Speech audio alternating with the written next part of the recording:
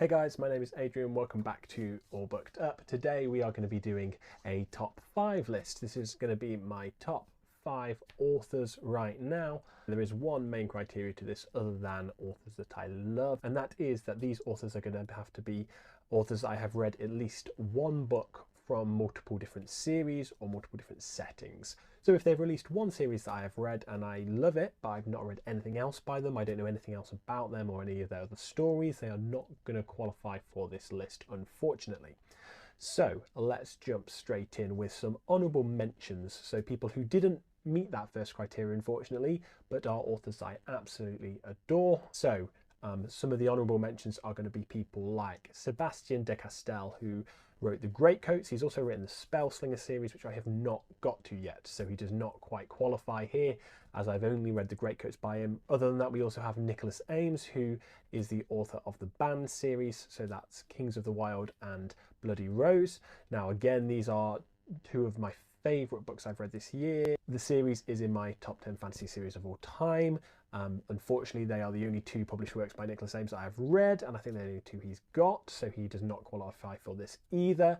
Getting in with another 2-book series, and this is Arkady Martine, who has written the TCHAIKOVSKY duology, so that's A Memory Called Empire and A Desolation Called Peace. I read these last month and I absolutely adore them. I have not read anything else she's written though, unfortunately. And my last honourable mention is going to be to Jen Williams, the author of the Winnowing Flame trilogy. Now I know she has lots of other works out there. I have not read any of them yet, unfortunately. I again only read this trilogy the other month. So yeah, does not qualify as a favourite author according to the rules I'm laying down here. However, an honourable mention most definitely. Now let's jump into my top 5 favourite authors right now. Number 5 is Adrian Tchaikovsky. He is a British author of sci-fi and fantasy. He is prolific in his output. He releases multiple books every year seemingly, and they are such good quality. So books I've read by him I particularly love are Children of Time, which is a sci-fi story following many generations of both humans but also an intelligent species of space spider, which I know for many people sounds horrific, but it is done very well. As well as that, he has written Guns of the Dawn, which is a flintlock fantasy standalone, although perhaps possibly with a sequel coming. It's a flintlock fantasy standalone crossed with sort of a Jane Austen-esque story. It has incredible characters. The one that I particularly think of is Emily Marshwick, but as well as many other very interesting characters that Adrian Tchaikovsky writes in that book. I've also read Firewalkers by him, which is a dystopian, almost post-apocalyptic novella, as well as I'm currently about a third of the way through Empire in Black and Gold, which is the first book of the Shadows of the Apt series. This is the first book he ever published, and it does feel like that a little bit. I'm still really enjoying it. I think the world is very interesting, and obviously he still writes very well, but not quite up to the standard of some of his later stuff I've read. However, Adrian Tchaikovsky easily slots in at number 5. On to my number 4 author, and this might be a surprise that he comes in this early, and that is going to be Jim Butcher. As many of you know, I am an absolutely rabid Dresden Files fan. I absolutely adore the Dresden Files. I'm on maybe my 5th or 6th reread currently. It is just an incredible series, and I love the way that Jim Butcher gets into Harry's head and how we follow that first person perspective with him. Other than that, I also have read The Aeronauts Windlass, which is book 1 in the CINDER SPIRES series. Now this is a series that has been on hold for a little while. Book 2 is being worked on right now. It's called The Olympian Affair, and I'm very much looking forward to it. It is a steampunk-esque fantasy setting. Think airships and sort of almost flintlock level technology. But yeah, kind of a more steampunk aesthetic, and it is great fun along with the talking cats that are involved in that series as well, for anyone to whom that sounds interesting. I have tried Codex Alera from Jim before.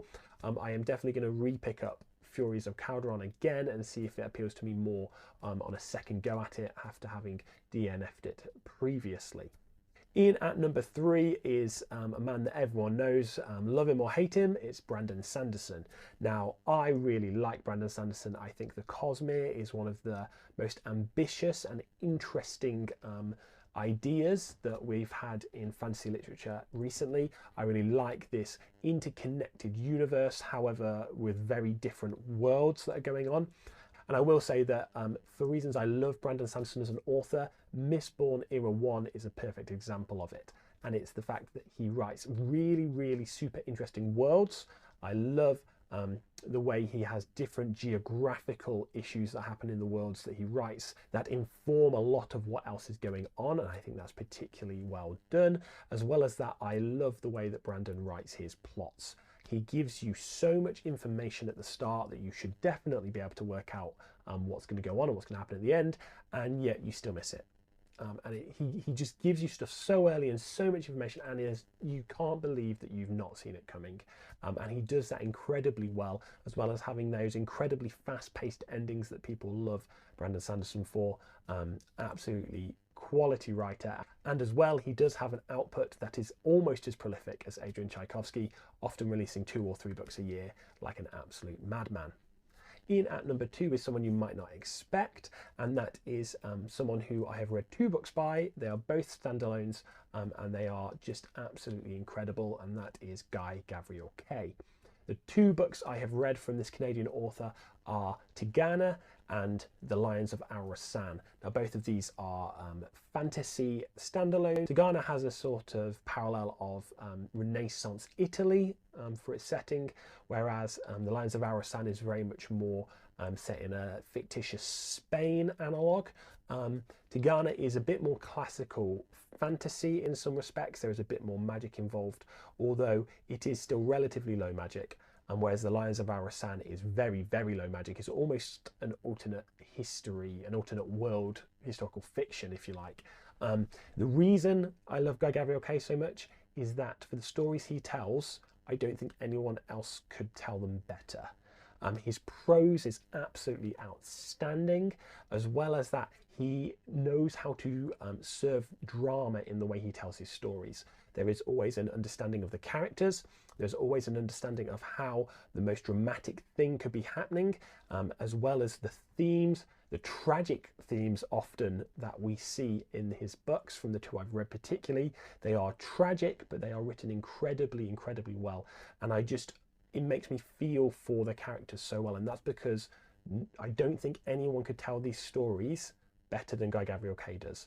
His phrasing, his prose is wonderful, and as well as that, he manages to weave in themes that just make so much sense, and you see at the end how they have woven together to create this wonderful tapestry of just a wonderfully, often tragic, but always interesting and wonderful story. If there was one word for his prose and for his books, I would say beautiful.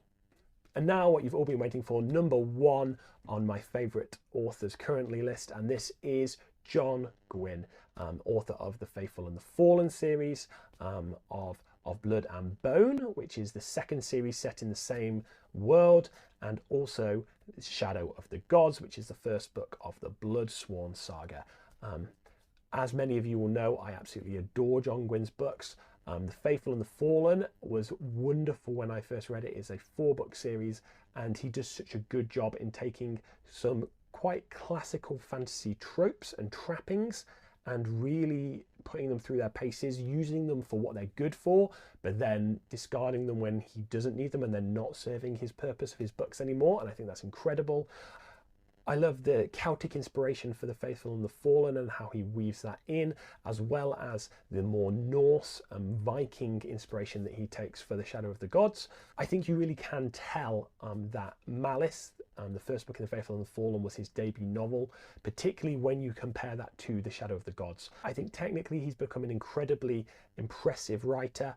The Shadow of the Gods just feels so much more polished. I actually like the way that he has books with different levels of POV counts. So Malice, I think, had 7, whereas A Time of Dread only had 4, I think, and then Shadow of the Gods only has 3. And I like that we have some of these big ensemble casts going on, as well as some more smaller, contained point of views going on as well. I think his character work is very good. I think there's very relatable characters and he writes them very well, particularly characters who we can relate to even if we don't agree with them, even if they do things that we think are stupid, as many people think of my boy Veridis, unfortunately.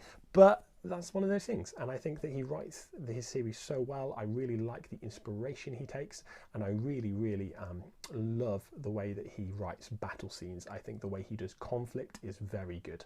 I never feel like in a John Gwynne book we are fighting for the sake of fighting, or we are just fighting to see who wins and advance the plot, but he manages to make conflict and battles something that actually have character moments and relationship moments within them, and I think that's a good thing considering how much of his time, particularly in The Faithful and Fallen, is spent having battles. All in all, an author I absolutely love, and I am so excited for the rest of the Bloodsworn saga, and I'm so excited to see what he does in the future as well. If you did enjoy this video, click the like button, don't forget to subscribe, and I will hopefully see you guys again soon.